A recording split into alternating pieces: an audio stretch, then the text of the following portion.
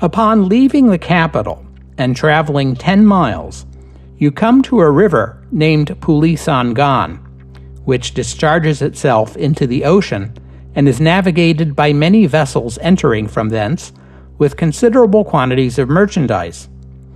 Over this river, there is a very handsome bridge of stone, perhaps unequaled by another in the world.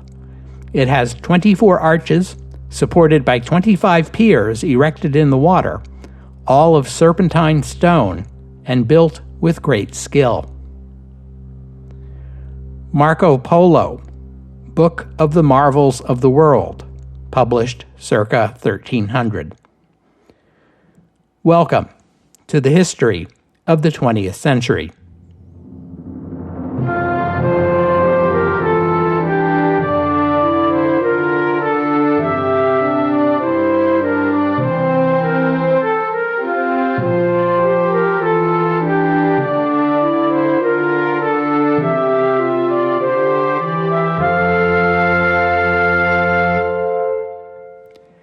Episode 301, The Marco Polo Bridge. In last week's episode, we got caught up on major developments in China and Japan in the years following Japan's occupation of Manchuria. In China, Chiang Kai-shek abandoned Manchuria to Japan without a fight and agreed to Japanese demands that China demilitarize a swath of Chinese territory along the border with Manchuria, so that he could concentrate on reining in the warlords and especially the communists, much to the dismay and outrage of Chinese nationalists. Then in 1936, Chiang was kidnapped by two unhappy military commanders who had cut a deal with the communists. Chiang was released in exchange for a promise that the Republic of China would end its military campaigns against the communists and instead ally with the communists to resist the Japanese. Soon after, communist military units were integrated into the National Army. This cooperation agreement is known to history as the Second United Front. The First United Front was the 1924 alliance between the Nationalists and the Communists to put an end to the warlords, which ended in 1927 when Chiang abruptly purged the Communists from the Nationalist Party and violently suppressed the Communist Party in its stronghold of Shanghai, an event sometimes known as the Shanghai Massacre, which we covered in episode 234. Given that history, one might very well question Chiang's sincerity in joining the Second United Front, but part of the agreement was that the United Front would receive military aid from the Soviet Union, which must have sweetened the deal quite a bit from Chiang's perspective. The international community had deplored the Japanese occupation in diplomatic statements, and the League of Nations had declared Japan the aggressor, which led to the Japanese walking out of the League. But none of this international disapproval had translated into any tangible aid or assistance to China. Now, for the first time, a foreign power, the USSR, was offering to help. On the Japanese side, we saw the radical military faction known as the Imperial Way attempt to overthrow the government in the 226 incident. Recall that the Imperial Way believed the Soviet Union posed the biggest threat to Japan and advocated what was called the Northern Road strategy. That is, Japan should look to Siberia and Soviet East Asia for its next territorial gains. But the 226 incident weakened the Imperial Way faction, even as it strengthened the position of radical nationalists in the military generally. The Great Depression had undermined civilian politicians and political parties, while the Army's success in seizing and occupying Manchuria had enhanced the prestige of the military, so that by the mid-1930s, governments in Japan were no longer formed by coalitions of political parties, but by coalitions made up of factions within the Army and the Navy, along with the civilian politicians who supported them. In June 1937, the emperor chose the 46-year-old aristocrat Konoe Fumimaro to form a government. We've met Konoe before, all the way back in episode 199. Back then, in his 20s, he was part of the Japanese delegation to the Paris Peace Conference and published an essay titled Reject the Anglo-American-Centered Peace, which argued that Allied talk of democracy and self-determination was a ruse, and that the actual intention of the Allies was to consolidate British, French, and American rule over the world at the expense of younger powers like Germany and Japan. This was very much a fringe view in Japanese politics at the time, but by the 1930s, it was mainstream thinking. In 1934, Konoe visited his son, Fumitaka, who was a student at Princeton University in the United States, and got a first-hand look at America's sympathy for China and its rising hostility toward Japan and Japanese imperial ambitions. After returning to Japan, Konoe spoke of American racism and hypocrisy, of America's monopolization of needed resources, and called for an international New Deal that would recognize Japan's rights as a major power. Upon taking office as prime minister, one of Konoe's first acts was to seek pardons for the ringleaders of the 226 incident. I want to direct your attention now to that demilitarized zone in northeastern China, along the frontier with Japanese-occupied Manchuria. Chiang and the Chinese government had agreed to withdraw Chinese military units from this region, ostensibly to avoid conflict with Japanese military units. But the agreement also permitted the Japanese to send reconnaissance patrols into the demilitarized zone to confirm Chinese compliance. And if that isn't humiliating enough for the Chinese, keep in mind that this is on top of the Boxer Protocol, the agreement that ended the Boxer Uprising. Remember the Boxer Uprising, episodes 14 and 15? The Boxer Protocol gave the 8 nations of the coalition, among them Japan, the right to station troops along the rail line between Tianjin and Beijing. Because back in 1900, the 8-nation coalition had to send troops inland along this rail line from the coast to relieve the siege of their embassies in the capital. The protocol was meant to secure that rail line in the event of a replay of the Boxer Uprising and allow the coalition nations a protected route into Beijing. The Japanese took advantage of the Boxer Protocol to station more than 10,000 Japanese soldiers along that rail line, which was far in excess of what the protocol allowed or contemplated. So, never mind what the map says. De jure, Japan controlled Manchukuo. Between Japanese patrols in the so-called demilitarized zone and Japanese garrisons on that railroad line, the Japanese army had effectively extended its control as far south as that rail line and the very gates of those 2 important cities, the port of Tianjin and Beijing, now known as Beiping and no longer the capital of China, but still a major city. Japan extended this control as far west as Mongolia, even including China's most famous piece of history, the Great Wall. You can imagine how a Chinese nationalist feels seeing a foreign army in control of the Great Wall. Or if you can't, imagine how an English person would feel about a foreign army occupying the Tower of London. Additionally, Japanese civilian merchants were moving into the demilitarized zone and setting up businesses there, forging economic links between the local Chinese and Japan, while assuring those same local Chinese they might as well go along with it since this was the wave of the future. There is a bridge across the Lugo River about 15 kilometers southwest of downtown Beijing.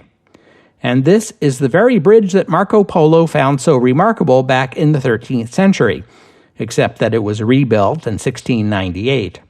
Westerners call it the Marco Polo Bridge because of its connection to the famed traveler. although the Chinese give it the more prosaic name of the Lugo Bridge.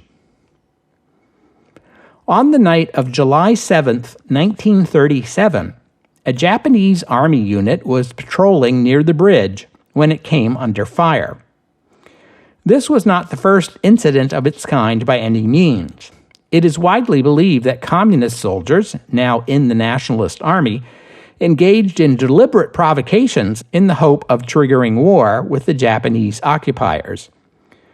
Some Japanese and Chinese military commanders believed the communists were provoking a war that they hoped would exhaust both Japan and the nationalists and lead to a communist takeover of China. So when an incident like this erupted, commanders on both sides felt an incentive to settle it quickly and peacefully. But not this time. After the initial exchange of gunfire, the Japanese unit discovered one of their soldiers had gone missing and suspected he had been taken prisoner by the Chinese. So the Japanese commander demanded the right to cross the Marco Polo Bridge out of the demilitarized zone and into the Chinese-held fortress town of Wanping to search for their missing man. The Chinese refused, and both sides began sending reinforcements to the bridge. It turned out that the missing Japanese soldier had just gotten lost, and he eventually found his way back to his unit. But the Japanese held on to their demand to cross the bridge and enter the town, now ostensibly to investigate who fired on them. The next day, the two governments negotiated an agreement under which the Japanese would drop the demand to search the fortress in exchange for an apology from the Chinese government and a pledge that the Chinese would investigate the incident themselves and exercise better control over their troops, especially the communists. Nevertheless, the Japanese war minister prevailed upon Prime Minister Konoe to reinforce the Japanese army in the region by sending in a division from Korea and 2 brigades from Manchuria, plus air units to support them. For a week or so, it seemed the confrontation had been resolved. On July 16th, though, the commander of the Japanese forces in China, General Tashiro Kanichiro, died suddenly of heart failure at the age of 55. The stress caused by the Marco Polo Bridge incident may well have been a contributing factor here. His successor, General Katsuki Kiyoshi, took command. He felt his predecessor had been too lax and set to work to chastise the outrageous Chinese, as he put it. On the evening of July 25th, a firefight broke out between Chinese and Japanese units in the city of Langfang, which lay at about the midpoint of that railroad line between Beiping and Tianjin. The Japanese sent heavy reinforcements supported by aircraft, which bombed the Chinese barracks. By the next morning, Langfang was under Japanese occupation. General Katsuki cabled the army command in Tokyo and told them he had done everything in his power to keep the peace, to no avail, and requested permission to use force to protect Japanese civilians and their property in China. The army granted permission and dispatched 2 more divisions.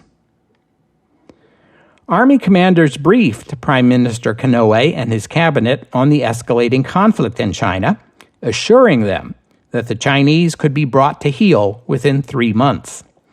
The cabinet approved. How could they not, knowing full well that the army could and would bring down this government, just as it brought down the previous government just weeks earlier? The prime minister told the Diet that Chinese communists were threatening Japanese interests and Japanese lives, and that the military had to intervene to restore order. The Japanese public largely accepted this interpretation of the events in China and supported the military action. No one in Japan, not the public, the cabinet, or even the army command, realized at the time that Japan had just embarked upon a war that would last not 3 months, but 8 years, and would end only after the combined military might of the world's leading powers the United Kingdom, the United States, and the Soviet Union, was brought to bear against Japan, not to mention the horrifying destructive power of the atomic bomb.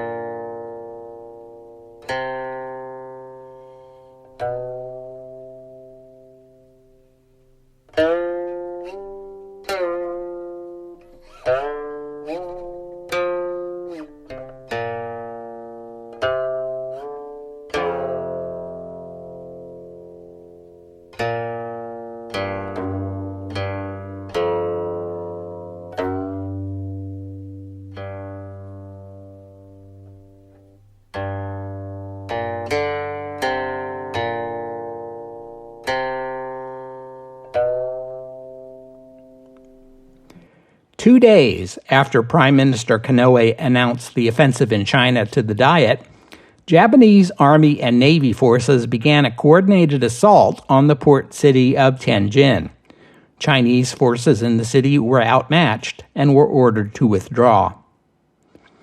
Less than 2 weeks later, the Japanese army marched into Beiping.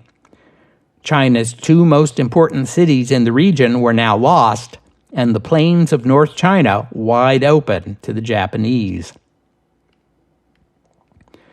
On August 9th, the same day Beiping fell, a Japanese officer in Shanghai was shot and killed during a confrontation with Chinese police. Remember that a number of foreign powers control concessions in Shanghai, and that the city had been the scene of fighting between Chinese and Japanese forces at the time of the occupation of Manchuria back in 1932. Since then, a truce had kept the peace between the Chinese and the Japanese, but now that was all over. China had held off a Japanese effort to occupy the city in 1932. Now, in 1937, China had the means to send more soldiers into the city faster, and Chiang Kai-shek hoped to use these advantages to bloody the Japanese. China's best soldiers were sent to fortify Shanghai, and the small Chinese Air Force was deployed to attack Japanese naval targets to prevent Japan landing more troops by sea. But the lightly armed Chinese units lacked the heavy weapons needed to force the Japanese out of their urban strongholds. The Chinese Air Force was flying Curtiss Hawk biplanes and a few Boeing P-26 P shooters, America's first all-metal fighter plane. These were outnumbered and up against Japan's state-of-the-art Mitsubishi A-5M carrier-based fighters. But the Chinese pilots were trained and experienced and more than held their own in the early days of combat. I should note that among these Chinese pilots were two Chinese Americans, John Huang Pangyang, who had emigrated to the United States at the age of 6, and Arthur Chin, born in Portland, Oregon, both of whom had volunteered to serve with the Chinese Air Force. Unfortunately for the Chinese, the Japanese aircraft industry was able to replace lost Japanese planes far more quickly than China's modest domestic aircraft industry, and the Chinese air forces were soon beaten back, unable to prevent Japanese troop landings. There followed months of bitter fighting, street by street, building by building, in a conflict that has been compared to what is to come in Stalingrad. The aerial bombing of densely populated Shanghai killed thousands of Chinese and a number of foreigners. Photographs of the devastation inflamed international opinion and turned it against Japan. Remember that at this time, aerial bombing of large cities was a new development regarded with fear and loathing. The Germans had bombed Guernica in Spain just a few months earlier. Now the madness had spread to China. On October 5th, U.S. President Franklin Roosevelt, speaking in Chicago, and without mentioning any country by name, deplored the killing of civilians in aerial attacks and declared, "Nations claiming freedom for themselves deny it to others. Innocent peoples, innocent nations are being cruelly sacrificed to a greed for power and supremacy which is devoid of all sense of justice and humane considerations. The following day, the League of Nations voted to censure Japan. The following month, the 9 signatories to the 1922 Nine Power Treaty, part of the Washington Naval Conference, episode 224, met in Brussels to discuss the conflict. Japan boycotted this conference. The conference called for a negotiated settlement to end the conflict, but took no stronger action. Chinese forces finally withdrew from Shanghai in early November. Their stiff resistance to the Japanese onslaught had come at a high price, an estimated 180,000 soldiers killed, these representing the best trained and best armed units of the Chinese military, along with most of China's air force and most of its tanks. Chiang Kai-shek threw everything into this battle in the hope of demonstrating to the world that the days were over when the Chinese government was content to sit back and let the Japanese have their way. After years of passivity, some kind of demonstration was required. Unfortunately for him and for China, though Japan's actions in Shanghai triggered international condemnation, they did not trigger international intervention, and nothing short of armed intervention was going to deter the Japanese. Japanese expansion was a natural and healthy development for a major power, one Japanese diplomat argued, and asked, "What country in the expansion era has ever failed to be trying to its neighbors? Ask the American Indian or the Mexican how excruciatingly trying the young United States used to be once upon a time." Japan's goals were to save Asia from the twin threats of communism and Western imperialism, which, if left unchecked, would carve up Asia into Western colonial possessions just as it had carved up Africa 60 years earlier.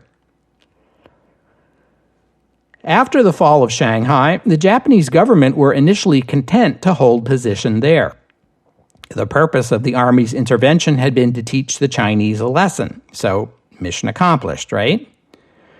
But the great Japanese temptation and the great Chinese fear was the proximity of Nanjing, the capital of the Republic of China, which lay just 300 kilometers upriver from Shanghai. The overall Japanese commander on the scene, General Matsui Iwane, vehemently disagreed with the government's policy, arguing that the time to march on Nanjing was now, while the Chinese were weak and in disarray. Some Japanese army units had already begun to probe west from Shanghai in defiance of their orders, and quite possibly with General Matsui's blessing. Some lower-ranking officers were spurring their soldiers forward with promises of loot and pillage. On December 1st, the Army General Staff in Tokyo reversed themselves and granted permission to move against Nanjing. Meanwhile, in that city, the Chinese government and military were having the opposite argument. Chiang Kai-shek was vehement that the Chinese army should hold the city and fight, as it had in Shanghai. He still held out the hope that sympathetic Westerners would be moved by Chinese bravery to intervene against Japan. Against him was pretty much the entire National Defense Council. The Chinese generals and their German advisor, Alexander von Falkenhausen, pointed out that the army was a mess and needed time to recover from its losses in Shanghai, and that Nanjing's geography, as a city on a river plain, made it virtually indefensible. This debate was only resolved when one general, Tang Shangzhi, spoke out in support of Chiang. So Chiang placed Tang in command of a newly created Nanjing garrison force. This force, numbering 100,000, mostly new recruits, poorly armed and with little training, would be assigned the defense of the city, while the government and the rest of the military evacuated. Foreigners and Chinese civilians in the city were also urged to leave. Matsui had planned on a slow and cautious advance upriver from Shanghai, but quickly discovered his units far outrunning their assigned objectives. It seemed no one wanted to miss out on the promised looting and pillage. The first Japanese units reached the outskirts of Nanjing on December 9th.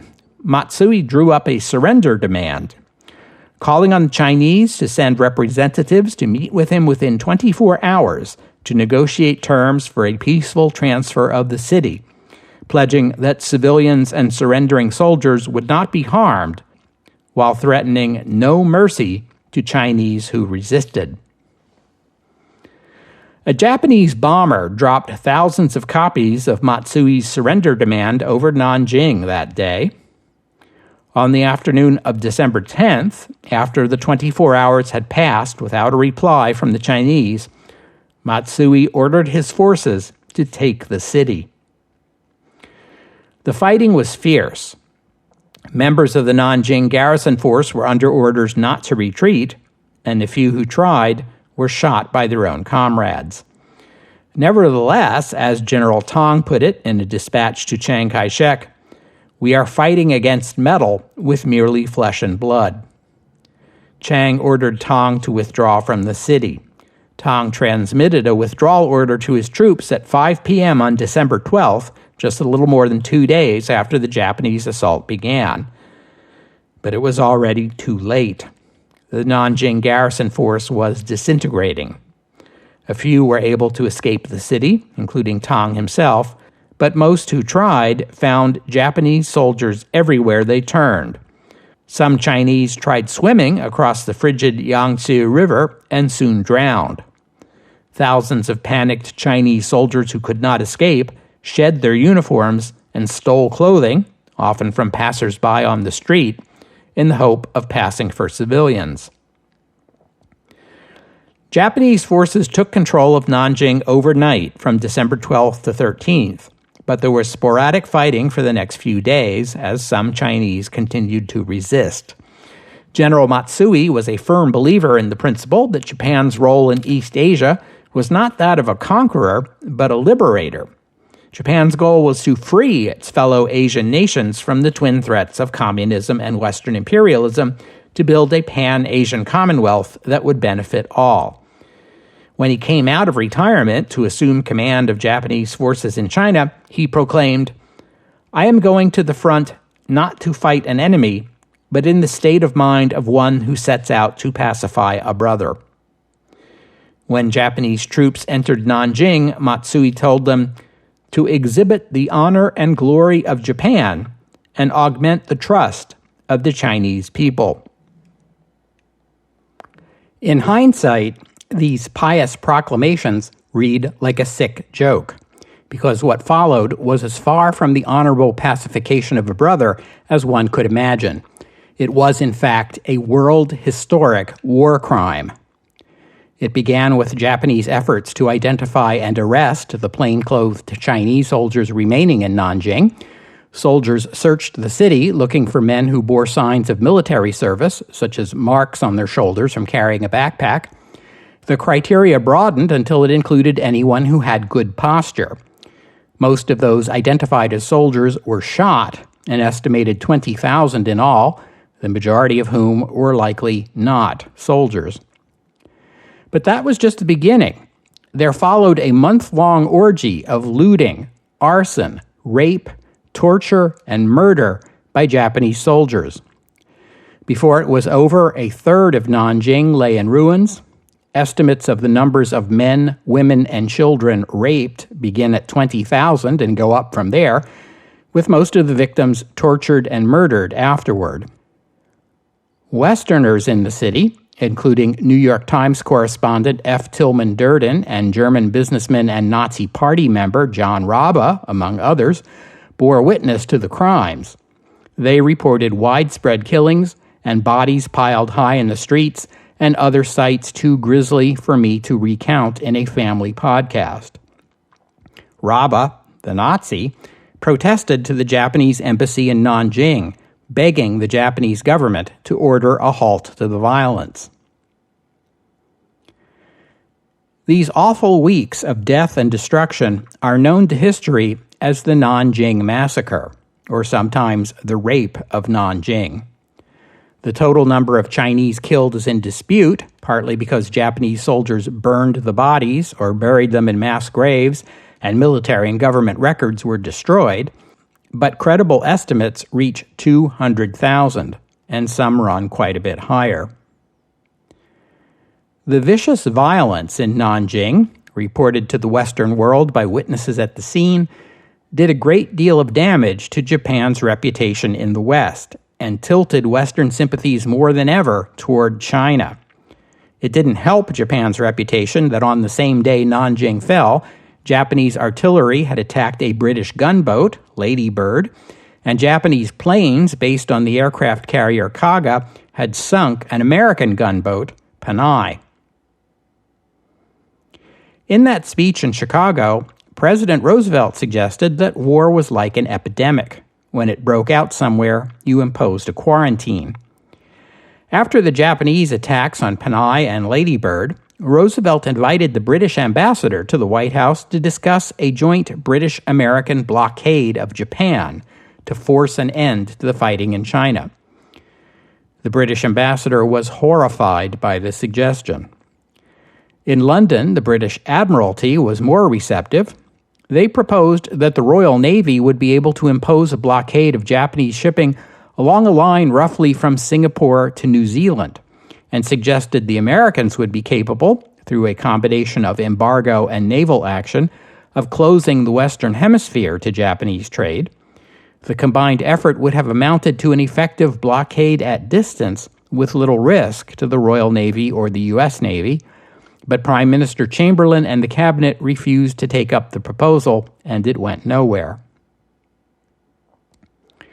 The Japanese government helped forestall a Western response by formally apologizing to the British and American governments for the attacks on their respective gunboats.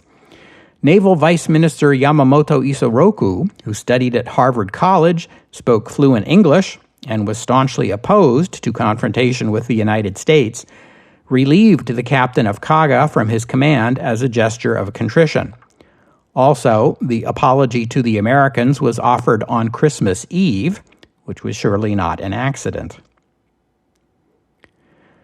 From the Japanese point of view, the 3-month campaign to teach the Chinese a lesson had unfolded more or less according to plan, give or take a massacre. China had now lost 4 of its most important cities, including its former capital, its present capital, and 2 of its most important ports. The Japanese had every reason to think the campaign was over, especially in light of Chiang Kai-shek's history of passivity. The general had stirred himself to fight for Shanghai, but had not only lost that battle, but also his capital. The Japanese fully expected Chiang would accept whatever demands they made. But that was not how it turned out. The Boer War didn't end when the British took the Boer capitals, and the Great War didn't end when the Austrians marched into Belgrade. Chiang Kai-shek moved his capital to Wuhan in the interior of China and virtually dared the Japanese to come after him. The outcome of this war will not be decided at Nanjing or in any other big city. It will be decided in the countryside of our vast country and by the inflexible will of our people. In the end, we will wear the enemy down. In time, the enemy's military might will count for nothing. I can assure you that the final victory will be ours. The Republic of China and its communist allies still controlled about 60% of the population of China and sufficient farm production to feed them. The Japanese controlled a few major cities and the rail lines that linked them, although Japanese control beyond the city gates was tenuous, and Chinese guerrilla fighters roamed the countryside freely. But China had lost its best soldiers, most of its modern military equipment, and virtually all of its industrial capacity. One reason the Chinese had fought so fiercely in Shanghai was to buy time to ship factories and machinery out of the city. The Chinese had only managed to relocate about 10% of Shanghai's industry before the city fell, but this capacity, such as it was would be China's industrial base for the duration of the war.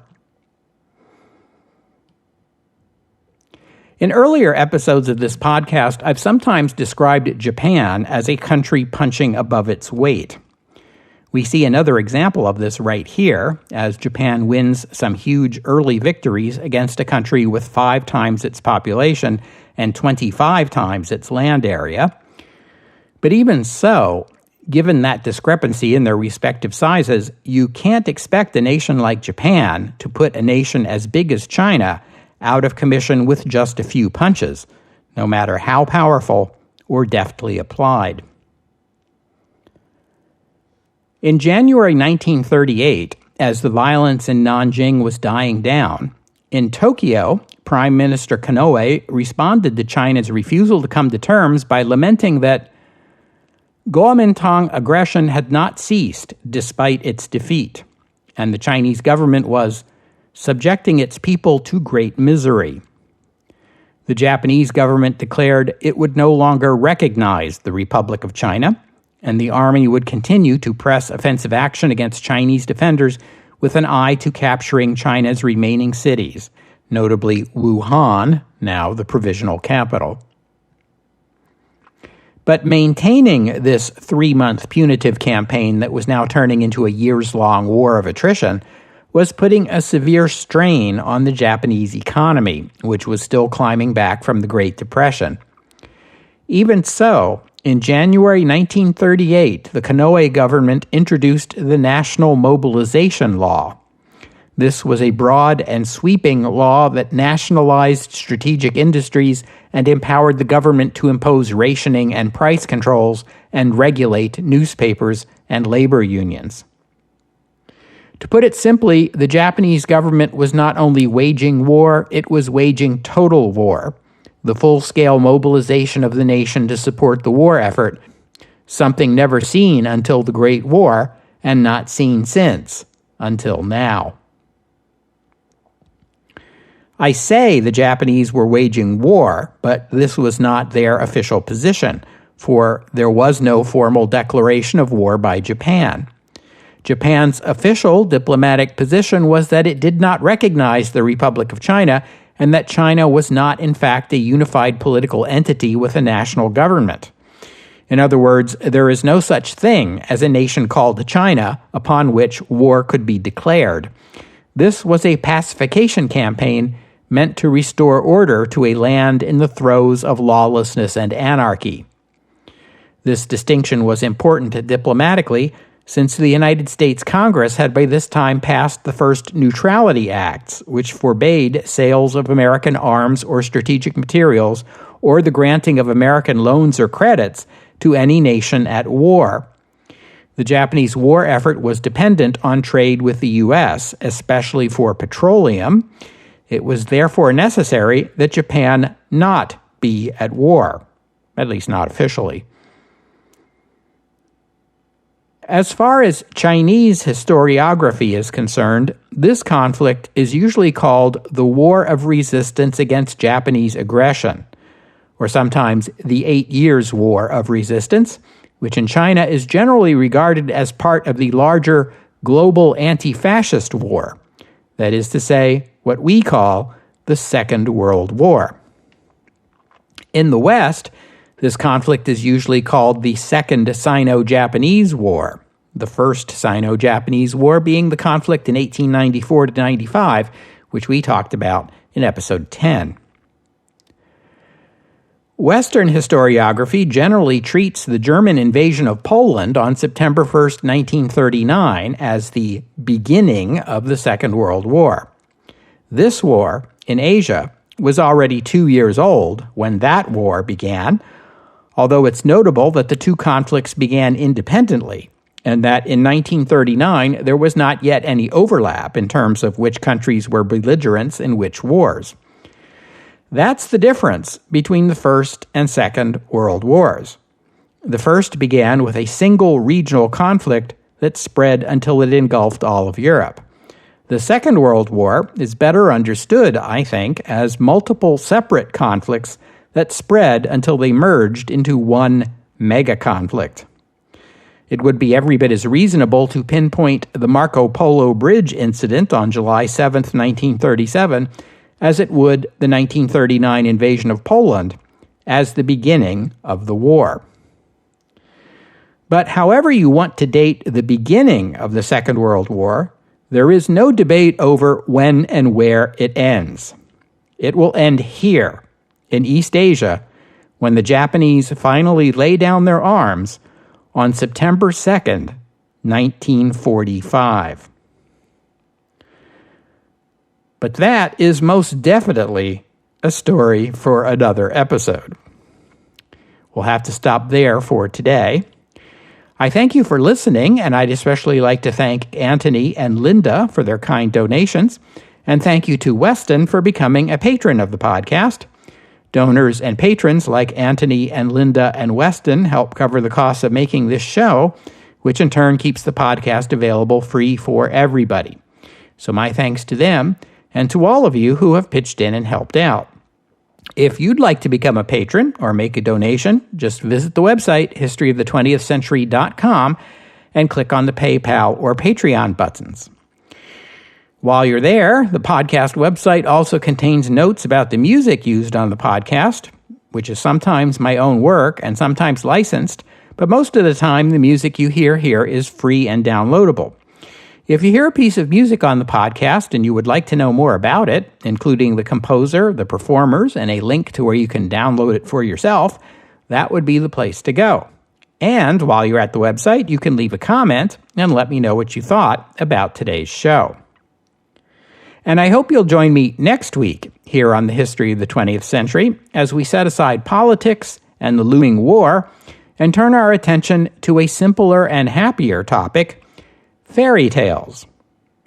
When You Wish Upon a Star, next week, here on the History of the 20th Century. Oh, and one more thing. The Nanjing Massacre was bad enough, or at least the damage it did to Japan's international standing was bad enough, that the Army General Staff contemplated court-martialing General Matsui. There was no evidence Matsui ordered the violence, but he was the senior officer in command, and a case could certainly be made holding him accountable for negligence. In the end, they chose not to, although he was relieved of his command in February. Matsui retired from the military, although he remained involved in various political projects until the end of the war. In March 1946, he was taken into custody by the Allies and tried before the International Military Tribunal on 38 counts of war crimes. He was acquitted of 37. The sole count on which he was convicted was dereliction of his duty to prevent the Nanjing Massacre. For this, he was sentenced to death. Matsui Iwane was executed by hanging on December 23, 1948. He was 70 years old.